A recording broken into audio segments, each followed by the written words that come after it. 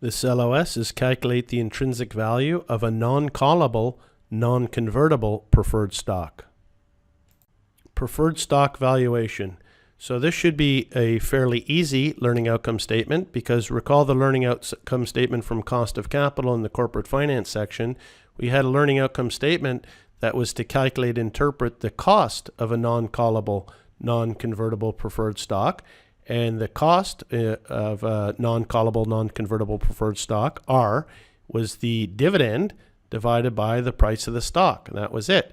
So we can see by doing a little bit of algebra, if we do V naught times by R equals D naught, then V naught is going to equal the dividend divided by R. Okay, so the value is just the dividend divided by the required rate of return. So this LOS is calculate the intrinsic value of a non-callable, non-convertible preferred stock. The formula is valuation equals the dividend divided by the required rate of return. So just do a quick practice question. A Canadian life insurance company has an issue of 4.8% $25 par value, perpetual, non-convertible, non-callable preferred shares outstanding. The required rate of return on a similar issue is 4.49%. The intrinsic value of a preferred share is closest to A, $25, B, $26.75, or C, $28.50. Okay, the correct answer on this is B. And so note when we calculate our precise answer, it's 26.73. It says it's closest to. So again, little exam tip. When you do a calculation and it's not exactly what you see there, don't always get worried and start redoing your calculation because often it says closest to. Now what you need to zoom in on is to see our, if they're putting 2675, is there a number that's, look at the other numbers very closely just to make sure that, you're not rounding up or rounding down is the point that I'm trying to make. So in this one, first step one, you had to calculate the dividend. So we know the formula for the value is just the dividend divided by the required rate of return. They're giving us the required rate of return, 4.49%. We don't have the dividend. We need to calculate it, but it's giving us a 4.8% $25 par value. So if we just bring up the calculator, we have to do $25 times 0.048, and that's going to give us $1.20 is our dividend divided by our required rate of return, which was the 0.0449%. And you can see we've got an answer 26.726, even here 26.73. Again, that's rounding closest to B. So should be an easy question. As I said, for the preferred stock, whether we're calculating the cost in terms of cost of capital or we're calculating the value, fairly easy calculation. Another practice question, a company's $100 par perpetual preferred stock has a dividend rate of 7% and a required rate of return of 11%. The company's earnings are expected to grow at a constant rate of 3% per year. If the market price for the preferred stock is $75, the preferred stock is most appropriately described as being A, overvalued by $11.36, undervalued by $15.13, or C, undervalued by $36.36. Okay, for this one, we just need to calculate the valuation, the intrinsic value of the preferred stock. So we do that dividend divided by the required rate of return. So they're giving us it's $100 par, and the dividend is 7%. So that's a $7 dividend, and we're going to divide by the required return of 0.11. So if I just bring up the calculator, that's going to be 7 divided. You can see this is not a 90-second question. Divided by 1, and we're going to get a intrinsic value of $63.63. But the market price is 75.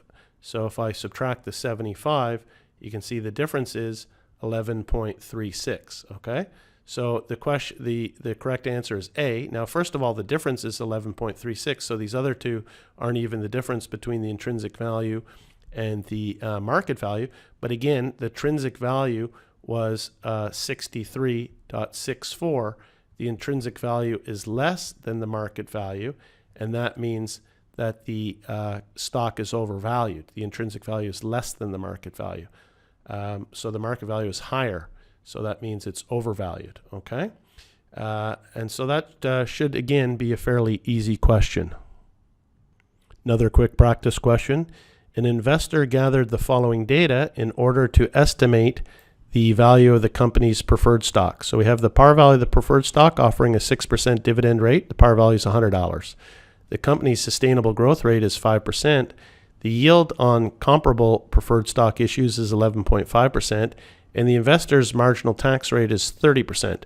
The value of the company's preferred stock is closest to A, $52.17, B, $74.53, or C, $96.92. Again, this calculation should be fairly easy. The value equals the dividend divided by the required rate of return. Here we've got the dividend, 6% times the $100. Don't even need the calculator for that. It's $6. And this is what we need. It's the yield on comparable preferred stock. That's the required rate of return. So this growth rate here and the tax rate, that's just red herring information put in there meant to confuse you, which the CFA questions often like to do. But this, again, should be a lot quicker than a 90-second question. You're just going to do $6 divided by 0.115, and I've got $52.17. The correct answer is A.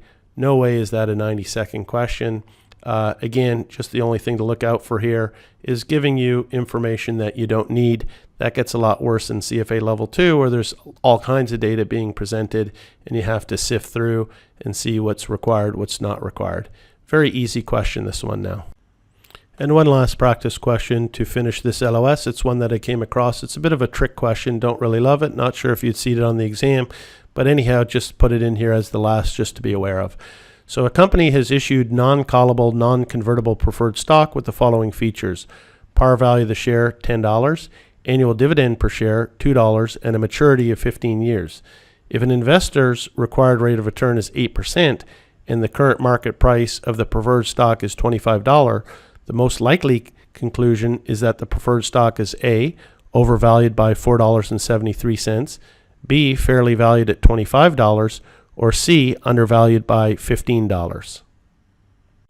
Okay, the reason why I don't like that question is because when we start the introduction to equities, it talks about equities not having a maturity date. Okay, that's not something that's typical of equities.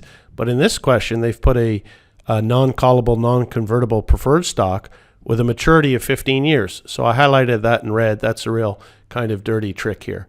Because if I bring up my calculator and I have the dividend of $2 and I divide by the required rate of 8%, I'm going to get $25. Okay, so I would have answered B, that it's fairly valued at $25. But no, they've been a little bit tricky here, putting a maturity date on a preferred stock, which again, earlier in the readings on equities, it's saying that equities don't typically have a maturity date. So that's a little bit funny. Anyhow, so what you had to do in this case is you had to use the financial calculator.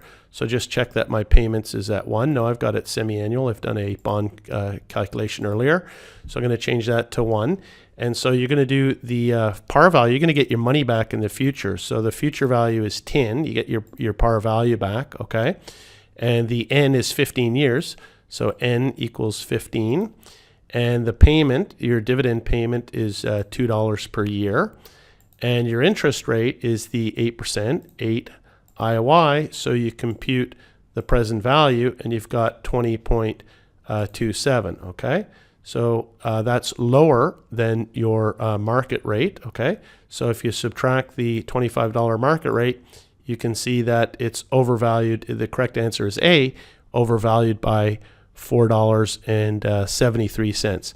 So just finishing the LOS with that one. Not sure if you'd see that on an exam type question, but it just reinforces the point that you got to keep your eyes open and really focus on every line and every word in the question and pick up on some kind of tricks like that, some subtleties.